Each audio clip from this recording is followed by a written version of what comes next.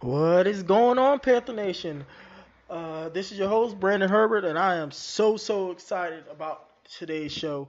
I'm so glad that I'm finally back. I had to take a little hiatus because, like I was explaining to y'all, that I just got to my schooling and everything like that. Um, but everything's going good and everything. I finally picked up my classes, so it's going to be a little bit more consistent than it has in the last couple weeks or whatever, or since I did it last. So I should be able to give you podcasts on a consistent basis now, trying to give y'all the product that y'all deserve, and yeah, like let's get it started. It's been a lot going on. Dave Gettleman, I'm probably gonna have to. I'm gonna try to give y'all at least a couple of podcasts this week. No promises, but I'm going to try to do that. Uh, I do want to thank everybody for everybody's support and everything. My Facebook has been lighting up. I'm still trying to get my YouTube area up or whatever, but yeah, like so. I just want to thank y'all for everything, all the support, all the advice. Uh, I got a couple of comments to make a little later in the show. But until then, this is the Panther Podcast. Stay tuned. Y'all know what time it is. Why? I like to introduce the song. Bow, ha, and present to many. Ha, Carolina Panthers. T1, let go. Uh-oh, there we go again. You know we about to show out, cause we know we gon' win. We ready for the kick out, so go on, let us in, so we can hit the end zone and show you how we dance. Black, blue, silver, white, black, blue. Here we go again. Yeah, black, blue, silver, white, black, blue. Yeah. Game face on, ready for whatever. Rain, sleet, snow, go through any weather. We gon' play to win, as long as we together. We gon' take it out, cause ain't nobody better. Heart of a champ, mind of a winner.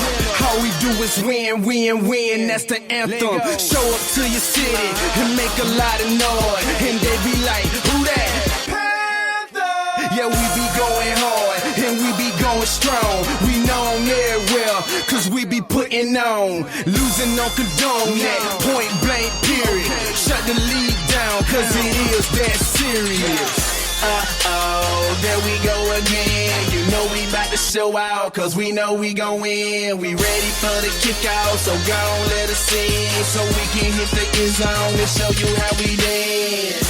Black, blue, silver, white, black, blue. Yeah, black, blue, silver, white, black, blue. We gon' get it in. Yo. They have fired their general manager, Dave Gettlemen. And so as teams are getting ready to report back to training camp, the Carolina Panthers become the second team within the last month to fire their general manager at a time when teams don't ever fire their general managers. Now, there have been some contractual issues there in Carolina, but it seems a bit odd and strange that one of the better young teams in football that has gone through the offseason, that has acted in free agency, that made the draft picks, then fires its general manager on July 17th. Now, there have been some people, some players, I should say, that didn't particularly care for the style that Dave Gettleman exhibited. That often is not uncommon. Players, management sometimes don't always see eye to eye. There was the incident with Josh Norman last year, and the franchise tag being rescinded with him going to Washington, but to take the unusual step to fire your GM this late, we just harken back to the Chiefs conversations at the end of June when they fired their general manager in late June and got rid of John Dorsey. And this is a strange time, and obviously this news just came down, so there'll be more explanation required here. New prescription does have a fee. Still trying to figure out why was this done. Anything to add in terms of what is the reasoning, especially now, right before training camp, that you would get rid of a GM that had Dave Gettleman's track record? Well, I'm not necessarily validating why it was done. But Thomas Davis, to an extent, is right. It wasn't all because of him and Greg Olson, but it did have to do with them, and it had to do with collectively the way that Dave Gettleman has responded and acted in his role as general manager. It's something that Jerry Richardson, quite frankly, did not want from the guy running his roster. But that's not new information. It's not at all. And it goes back to Josh Norman. But when you cut Steve Smith and D'Angelo Williams and then you wind up in the Super Bowl in 2015, you can validate those departures. When you cut and rescind the franchise tag of Josh Norman and the next year your secondary falls off, then the internal chatter starts to develop. All right, but Gettleman inherited a poor cap situation. He inherited a lot of talent with a poor cap situation from Marty Herney, who looks like he's in line to be the interim guy. So what difference is that he and Jerry Richardson put aside that make him acceptable as an interim guy? Is it strictly familiarity and somebody's got to do the job? And it is in an interim role, yes. And you can point to some of those core players that were part of that 2015 team, but I'm going to say something that might be a slight defense of Gettleman. He acquired 41 of the 60 players on that 2015 Super Bowl team in 3 off seasons. Yeah. So, and like you said, he inherited a salary cap situation that Herney, in some capacity, put them in by a lot of these bolstered contracts, and that's exactly part of the reason why I think that Gettleman had to be such a cutthroat guy, and ultimately, it seems like that's what got him fired. So it's weird to me, and I don't really know that you can justify it for those reasons. Monday, they have fired GM Dave Gettleman. Gettleman made some controversial moves during his tenure in Carolina, parting ways with several of the team's all-time best players in wide receiver Steve Smith, running back D'Angelo Williams, and cornerback Josh Norman. Those players wasting no time reacting to the news of his firing on Twitter yesterday. Williams saying, "I want to publicly say Panthers is off my list of teams I won't play for due to the firing of that snake Dave Gettleman." Smith tweeting, "It's okay, Dave. I know how you feel." And Norman tweeted, eyeball emoji, and then a thinking face emoji. Panthers, of course, are looking to bounce back after a down 2016. Damian, what are your expectations for the Panthers this year? I expect the Panthers to be right back in the mix for the NFC South. Listen, you're talking about a team that 2 years ago was in the Super Bowl. For CBS Sports, I'm Jorge Andres, and after 4 seasons and helping compile a record of 40 wins, 23 losses, 1 tie, and 3 division titles, the Carolina Panthers have fired General Manager Dave Gettleman. For more on this, we're joined by CBS Sports NFL analyst John Beeson. John, your immediate reaction when you heard the news? Well, I was shocked. You look at what he's been able to accomplish over the last 4 seasons, and the track record speaks for himself. He's made some moves that some people may question, but ultimately, to have the season that they had just 2 years ago, to be so close to winning a Super Bowl, he had to have done some things well. But for me, it kind of came full circle. The way that the trade went down between the Giants and the Panthers when I moved on from the Carolina Panthers was done in a way that wasn't classy, and I didn't want to kind of be the disgruntled player who's saying this and that because he was traded. But at the end of the day, your first round pick, you play extremely well for an organization. You're one of the the key guys on the team. A new GM comes in and doesn't even give you a handshake on the way out the door. Listen, if I was undrafted, for sure, I would have got to sit down in the office. Hey, listen, I mean, we've seen it, Jorge, on Hard Knocks. Go in, you talk to the coach. He says, hey, this is what the deal is. We're going to go in a different direction, whatever it may be. Never, the last time I saw Dave Gettleman, it was, hey, John, how's it going, bud? Good morning, good to see you. That's the last I talked to him. And I was traded and wasn't afforded a handshake. So, on all accounts, from what I've been told, is there's been a lot of disconnect, one with the draft. There's disconnect between the way he treats the players, and there's disconnect between ownership. And, knowing Big Cat, Jerry Richardson, the owner of the Panthers, listen, he's a guy who will not be dictated to at all. And he's very fair. And I know that when it comes to being a general manager, he wants those guys to just go do their thing. But when he has to step in, at some point, there has to be a level of respect there on both parties, and it can't be, hey, listen, I'm the GM, I'm running this way. If you don't like it, hey, basically let me go. And Big Cat's not that type of guy. If you call his bluff, he will. And for it to happen this close to the season, from what I've been told, is just he's basically, I want to do things my way. Treating players, when I say treating players differently, listen, if you're Tom Brady, you're going to talk to him differently than you're going to talk to undrafted rookie. But ultimately, that wasn't the case. And there's guys that are on that team, in that locker room, that basically felt like this is who Gettleman was, and he was on almost like this ego trip. This is Inside. He is CBS Sports NFL analyst.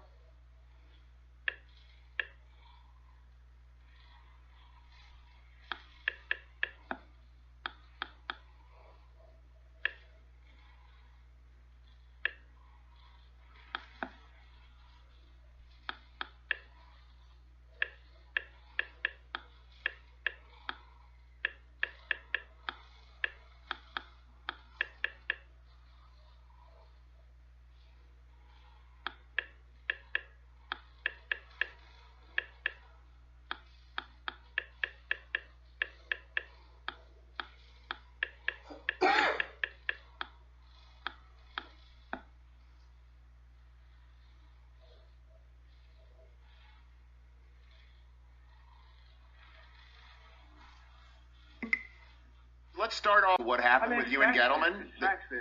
It's facts there. Let's start off, if you don't mind, in your former place of business in Carolina, which let go Dave Gettleman, the general manager. We noticed your Twitter account with a couple of emojis. Brockman, what were the emojis? The look at this emoji? Yeah, he had the eyes and then the face. And then a retweet of Stephen A.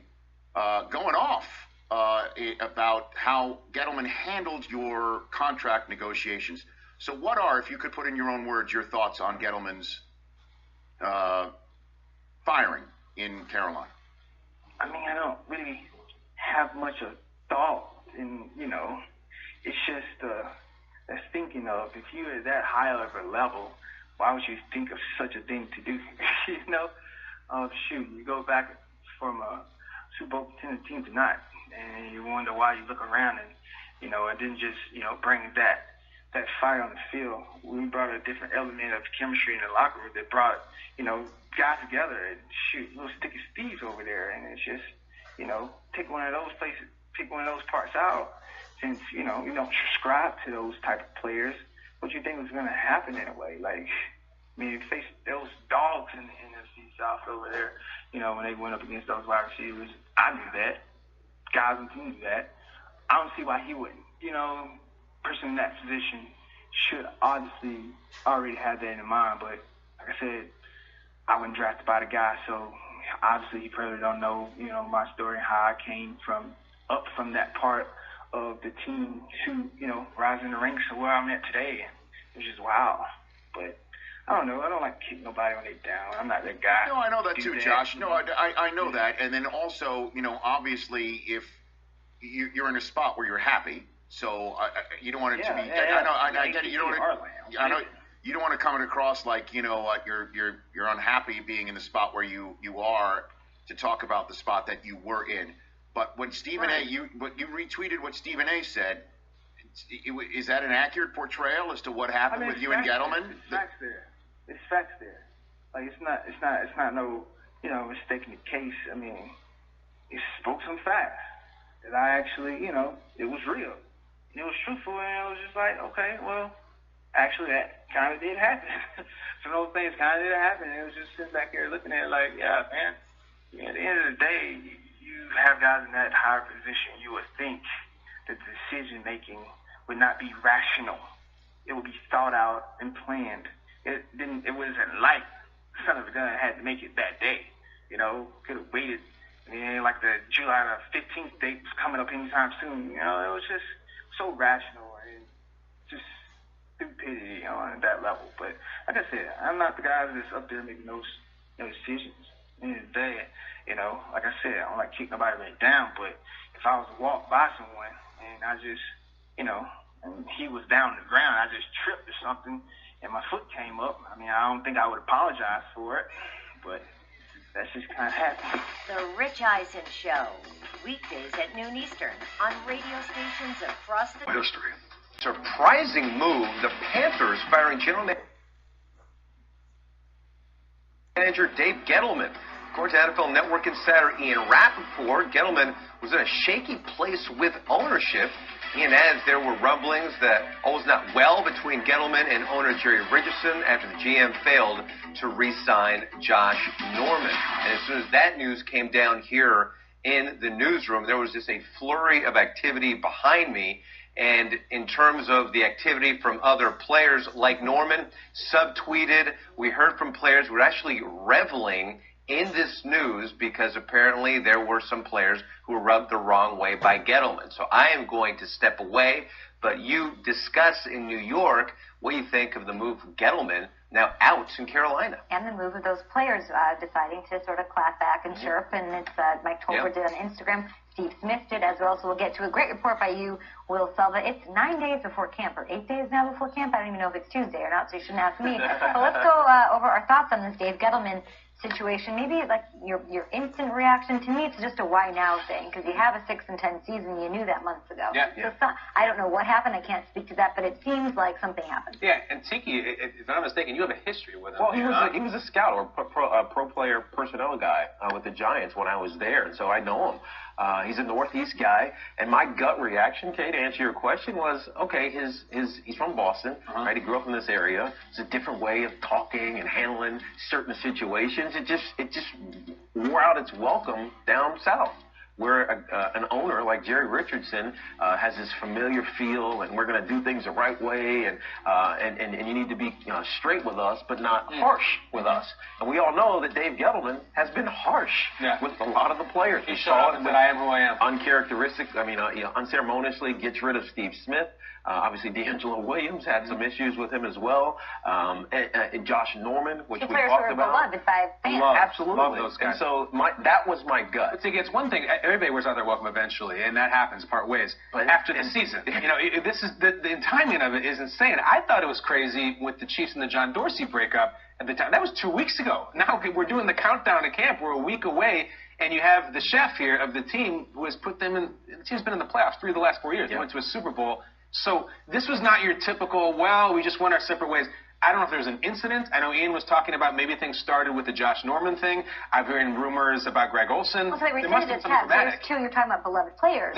Greg Olsen's certainly one of them. So he's maybe not happy with his contract. And then you have Tom, and he has 2 years left on it, though, but you have an even more imminent situation with Thomas Davis, also a player loved by everyone. These are NFL Men of the Year. Caliber gentlemen. So it's, and great players. I'm not saying that that's it, but that's certainly what we're hearing. Now, it had to be something like that. Well, like that dramatic. In Dave's defense, and I'm not defending because I don't know the situation at all, he did step into a pretty tough cap situation with this Carolina Panthers, so he was tasked with being tough. The problem may have come, he was too tough. Letting go of these guys, and especially in the manner with which he did it. The Josh Norman thing was odd. When he's, all right, we're going to tag you, and then after no, we're not. We get nowhere in a negotiation. Negotiations often go nowhere. All right, we're pulling it from you. Go do whatever you want to do. Secondary was bad, and it just made it feel. It left a pall over top of the defense. So there are a bunch of players that chimed in. Yeah, I mean. Let's take a look. I know that there's Josh Norman. Wait, what is that? That's eyeball thinking face. Okay. Like looking at it, very cryptic. I see ya. Some people aren't as cryptic. D'Angelo, okay, this wasn't at all. Publicly say Panthers off my list of teams I won't play for due to the firing of that snake Dave Gettlemen. Back on the list. That's huge. That's very WWE of D'Angelo, and then our guy. It's okay, Dave. I know how you feel. Just laughing. Steve Smith. A lot of people here. That's our teammate. So, Tiki, you and the Giants, right, in New York, you were very vocal about your feelings and expressing them. What do you make of these players doing this? It's interesting because there are players that are still playing, other than our colleague here, Steve Smith. They're still playing. When I talked about the Giants, it was my job to talk about the Giants and my thoughts on the organization and some of the players and where I thought their future was going to go. This is the world, though, that we live in Are you 2017. Okay with this? I mean, Emotions are what they are inside of all of us, and social media. Would you do this? Social media has given us a vehicle to express them. All right, so we saw all the time. We saw tweets from former Panthers. Yes. Put the helmet back on. What about the current Panthers? You're getting ready for camp. You're in shape. The last time with the family, and you find out your GM has been let go. Yeah. Is it instability? Is it nuts? How do you feel as a current Panther? As a current Panther, you're probably not aware because you're worried about making the team. Maybe some of the veterans Sure, are. the veterans, but anybody. But the reality is, and Cam and some of those guys who are there, to Thomas Davis, the Kuechly's of the world, they know that at some point somebody's going to tear an ACL or some injury, a major injury is going to happen, and we need to bring somebody in. Or when you get to the camp cut-down days, the roster cut-down days, there's going to be a flood of guys coming on the market, and maybe one of those guys should come help us try to get back to the Super Bowl. And if there's nobody there to do that job, I'd be worried because it feels like there's just instability and chaos going on upstairs. Now, Jerry Richardson is healthy. He had some health scares a couple of years ago, but he's healthy now, and he's likely taking control of a lot of these matters himself, but it still leaves a little bit of a void that they need to find a way to fill. You guys can keep it here on NFL Network all day long with updates from guys like Ian Rappaport.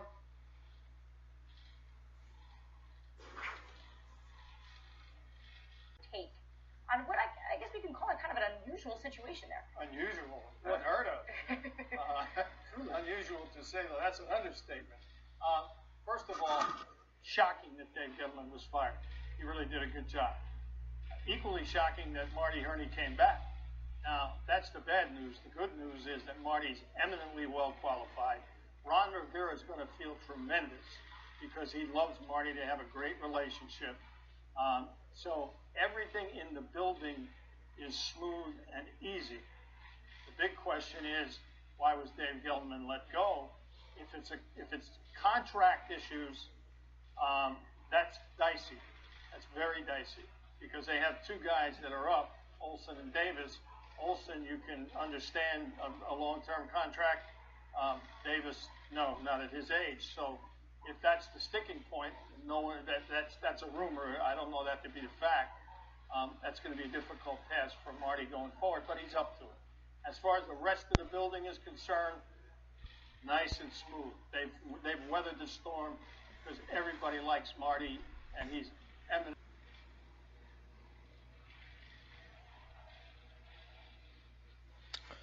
All right, it is official, Panther Nation.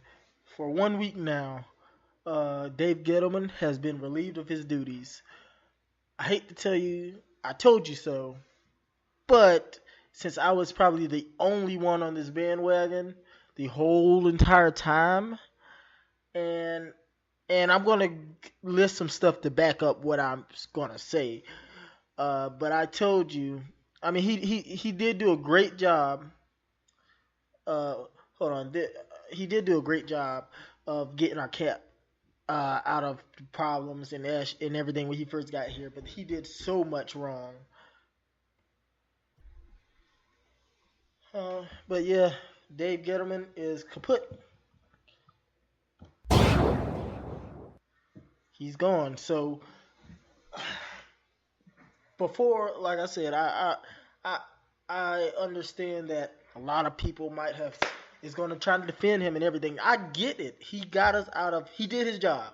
He got us out of cap hell. All right. But, and then a couple of weeks ago when I did my last podcast, I had an individual, we had a very good conversation and everything, but he tried to argue this. He tried to say, Dave Gettlemen did this and Dave Gettlemen did that. He even tried to say Dave Gettlemen drafted Josh Norman. He tried to say that Dave Gettlemen drafted Mario Addison, all the important pieces and everything on this list. So I have things to back up what I'm going to say. Dave Gettlemen, well, actually, first off, the essential pieces that were on that 2015 team. Now, Dave Gettlemen did get some of those pieces. I'm not going to take anything away from him. But okay, I'm about to go through the pieces that I think that are essential to the Carolina Panthers. and then I'm going to tell you who all Dave Gettleman actually drafted, because a lot of people are kind of mixing up what Dave Gettleman actually did. So the pieces that were then placed before he even got here were Cam Newton, of course, Luke Kuechly, Josh Norman, Mario Addison. Well, we know all about the big names and everything, but those are the ones that people are getting confused about. So my question to y'all is, who did Dave Gettleman really draft that has been an impact player?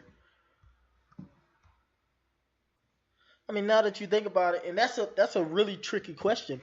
Who did Dave Gettleman actually draft that was an impact player? The only player that comes to mind to me that he did a good job with is KK Short. And Star Lotulelei, that was the given. But if you want to give him Star, we'll give him Star. Okay. So we look at who was in place before him.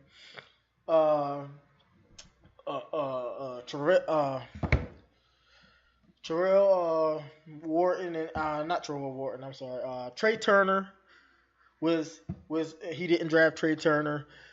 So I mean, of course, Ryan Khalil and all those other characters on the offensive line. He did draft Andrew Norwell and a whole bunch of. Well, he didn't draft, but he unrestricted free agent and a whole bunch of busts on the offensive line other than him. So I'll even give you Andrew Norwell because he was an unrestricted free agent. Yay! Now, this before I get down and break down everything else that I believe he deserved to be fired for, I really do want to know who did he draft, because we can go back, we can look at, and he's drafted really solid players, but I'm talking about an actual superstar. So, are you going to really tell me that KB is one of the best receivers in the league right now? Are you going to tell me Shaq Thompson, which I think he has really high ceiling this year? I really, really do. I think he's going to be a really good player, but at the moment, are you going to tell me Shaq Thompson has been a severely impact player? Because if you are, I need some things to back up with that. So, I mean, who did he really draft? If you crack down all his drafts, who did he draft that was an impact player? Some of these players that he drafted aren't even on our team anymore. I mean, there's a few of them that we cut in the first year. We cut Zach Sanchez. I mean, the things that he has done, he's gotten a little leeway because he has made a couple of splash deals that have panned out for him. And, of course, we went to the Super Bowl in 2015, so he's got a little leeway here and there. But if you think about it, think about some of the decisions he's made. And if you listen to how the other players think of him, and everybody understands the business, but those players took it personal. And that's the thing that you need to take away from it. It's not that they let him go, because of course you're in the NFL. You know you're not going to stay. I mean, if you're not going to stay but a certain time. And you would hope to stay, the longevity with your career and everything at the same place. But you're smart, so you know that that's not going to happen all the time. So I just want to know, think about it with the Steve Smith issue. How ruthless, and he just cutting Steve Smith, which Steve Smith went to the Ravens and balled out. So it wasn't even like that he was. I mean, he was on the decline. He wasn't old Steve Smith, but it wasn't like he couldn't help us. Like that right there would have put us in a better situation. Kelvin Benjamin could have learned from him. So, I mean, it wasn't even like he did a big. Steve Smith had a big cap number, and I'm pretty sure Steve Smith would have adjusted, his salary to stay with the team. Think about how he did DeAngelo Williams. But now DeAngelo Williams, I can kind of understand a little bit more. I can see that. But it's not the fact that you release them. It's just how you do it. You don't even like John Beeson said when John Beeson got traded, and John Beeson got traded, and he didn't even get a handshake out the door. It's the way that you approach and the way that you act. It's not that we understand it's a business. And the most ruthless thing that he did, which was the most asinine thing he did, was rescind Josh Norman's franchise tag. And then on top of that, instead of admitting he was wrong by doing that, he goes out and drafts 3 cornerbacks back to back to back to try to make up for it. And that's probably what really got him fired. It wasn't even the fact that we went 6-10. It's just how we went 6-10. Our secondary was horrendous. People can say what they want about, Bradbury. You getting excited. I understand we're all fans and everything, so I understand you're excited and everything. People can say what they want, until he's proven it. He's not a good cornerback right now. He's on the rise, I guess. But they got tore up last year. And people can say whatever they want about Josh Norman. He's a system guy, whatever. But he may be a system guy, but he fit our system. Dave Gettleman deserved to be fired. I've said that for a couple of years now because of the things.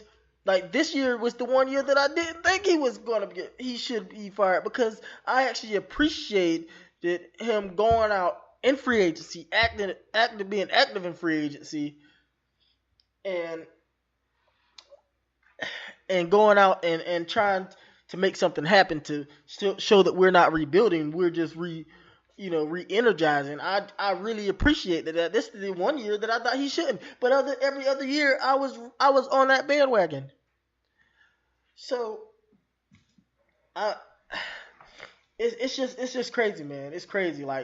And I don't know what, it had to be something that went down with him and the Big Cat, because I don't understand. I don't know what happened, but it was so abruptly, and then and it's probably to do with Thomas Davis partly to do with Thomas Davis and Greg Olsen, 2 of the staples of our team, wanting new deals, and knowing Dave Gettleman, he's probably like, blow it out your ass, because he yes, they're getting older or whatever. I'm not saying give Thomas Davis a $50 million deal or nothing like that, but they deserve to make a little bit more.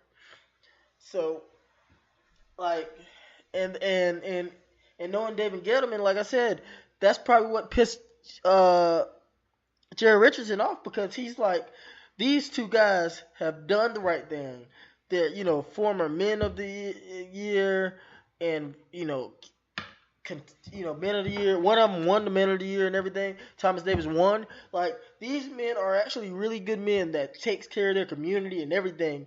And sometimes, I wouldn't say overpaid, because I think that's very valuable. Sometimes you have to just give a little bit more, because unlike everybody else in this league and everything like that, some guys are trying to do the right thing, and it's not even like they're bad players. They're still up there. And Thomas Davis already said he can go for another 2 years at least. And Greg Olsen, he's never been like the fastest guy, so I'm pretty sure he can go for 3-4 more years. So Dave Gettleman, he dug his own hole by how ruthless he was. Now he may have needed to be that way in the beginning to get out of the cap situation that we were in. But once that happened, I understand you can't just throw money and dig yourself back in the hole. But the moves that he made, and he's one that likes to gamble a lot and take chances on individuals that nobody else really don't want and everything. Sometimes it doesn't. Look at Ted Ginn. But like I said, if anybody can actually tell me, like once this podcast or whatever comes out, and you listen to it, and can actually tell me who significantly he drafted, then to back up how great of a scout he is and all this kind of stuff, then, I mean, please do. Hit me up on my Facebook, hit me up on Twitter, wherever you can find this podcast, and please tell me who significantly he drafted. Because the only person that I say that he significantly drafted that's a superstar is KK. So, to me, his scouting ability, he's not a chump. He's not a scrub. But it's not like he's out here hitting home runs with every single pick he makes. Heck, if you want to be honest, Marty Herney, when it came to scouting, not financial, because when it came to scouting, Marty Herney did a really good job. Look in the 10 years that Marty Herney worked for us. Look at the people that Marty Herney drafted. And matter of fact, if you want to, you can compare the first 4 years to the first 4 years of Dave Gettleman and tell me Marty Herney didn't draft stars.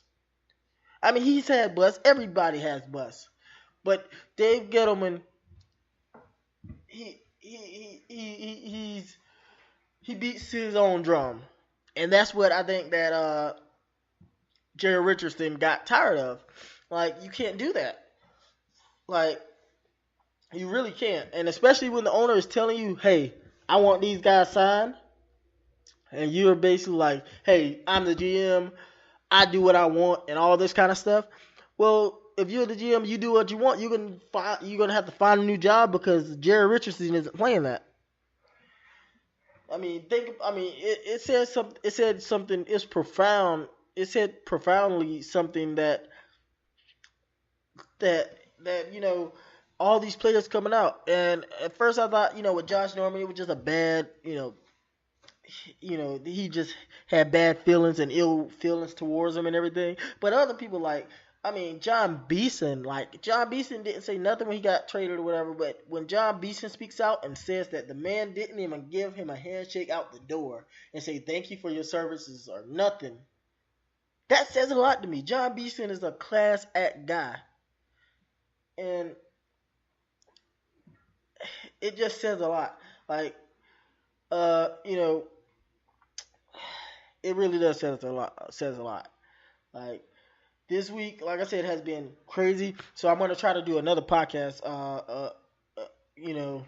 talking about the rest of the stuff that's been going on. But this right here, I'm fired up about this. I'm ready for some debate. I'm ready for somebody to come at me because if you listen to anything I've been doing, if you look at my Twitter, if you look at any of that, I've been saying this for the longest.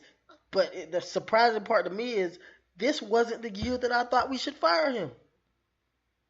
Like, Dave Gettleman has been getting away with a lot. And right now it's just because, I guess Jerry Richardson just got tired of it. But we have a little bit of time left. I'll try to switch the topic, but I'm fired up. I'm ready for somebody to come at me and tell me a different side of this because I heard I was listening to the C3 podcast